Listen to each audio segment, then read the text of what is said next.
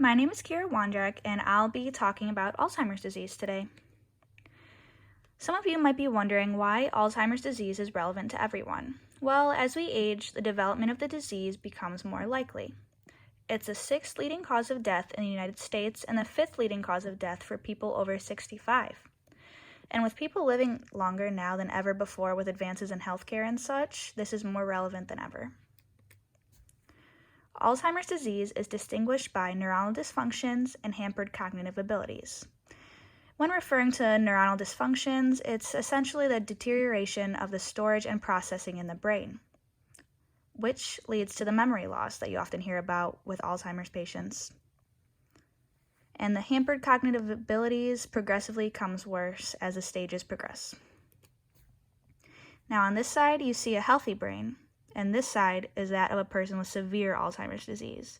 You can kind of see where the gray matter formed and ate essentially away at their brains.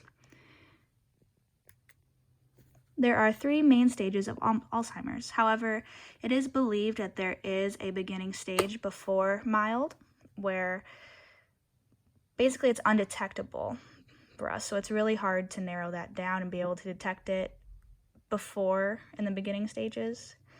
But anyways, in the mild stage, people have issues remembering smaller things, such as names, plans, or money management, such as balancing a checkbook. In the moderate stages, you have an even harder time remembering events, and you might not even remember your own name. In the severe stage, you have an inability to have a conversation. You could even be unaware of your own surroundings. Some people can even not brush their teeth or take a shower. And in this stage, you're at increased risk of getting pneumonia, which is often the cause of death for many people with this disease. And people go through this stage at different rates, but essentially what controls this is how quickly gray matter is growing in their brains, as we saw on the slide before. There are a few risk factors in development of Alzheimer's disease. Age is the most prominent risk factor. It makes changes in the immune system, which increases the likelihood of infection, such as pneumonia, which again is often the cause of death.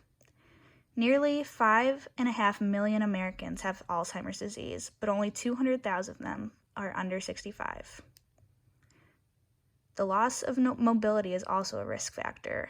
Once you basically can't move anymore, you're more likely to catch infections, and again, that pneumonia, which likely will lead to death.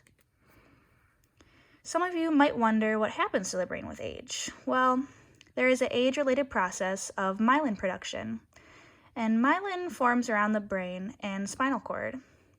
Degeneration of the myelin sheath occurs with age, which leads to cell damage, which leads to gray matter forming and interrupted brain waves, thus leading to Alzheimer's disease and the progression.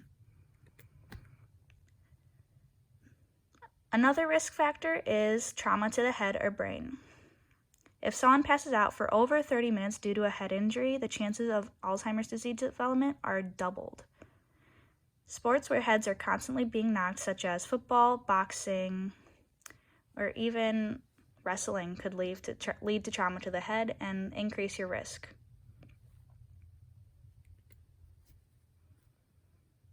And also, there is a genetic factor also. Individuals with a close relative with Alzheimer's disease are more likely to develop the disease. When someone has multiple close relatives with it, they're even more at risk.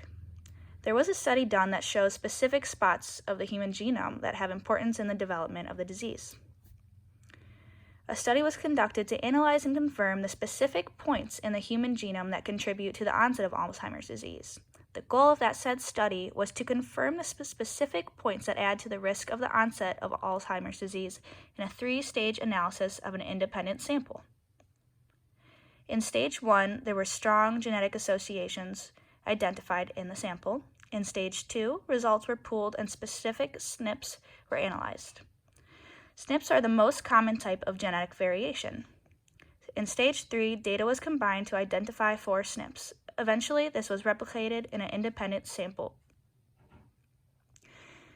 Overall, the results showed that 2 specific loci, also known as spots in the brain, the human genome, have genome-wide importance in the development of Alzheimer's disease for the first time.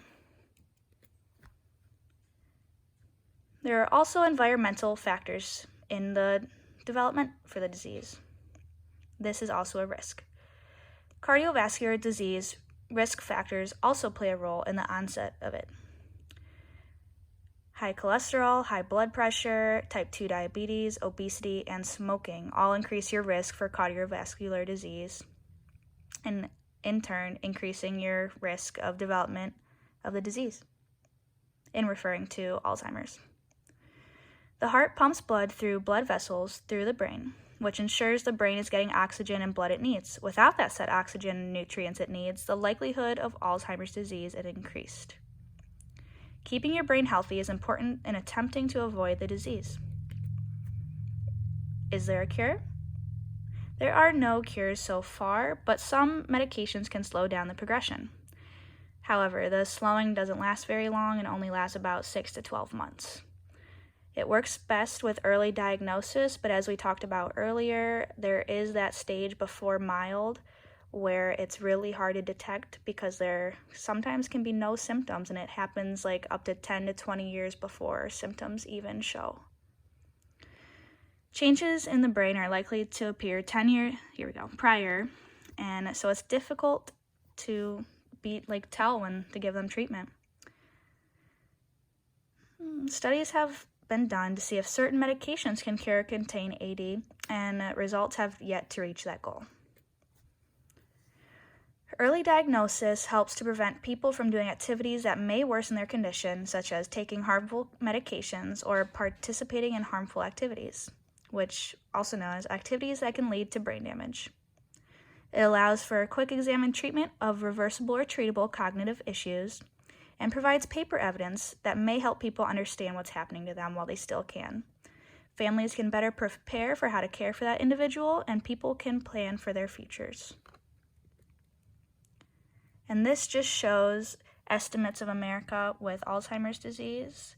As you can see, it is projected to nearly triple by 2060. And this is why this is incredibly relevant for all of us, because we are all going to grow old one day. Like we said before, Alzheimer's disease is more relevant than ever because people are living longer.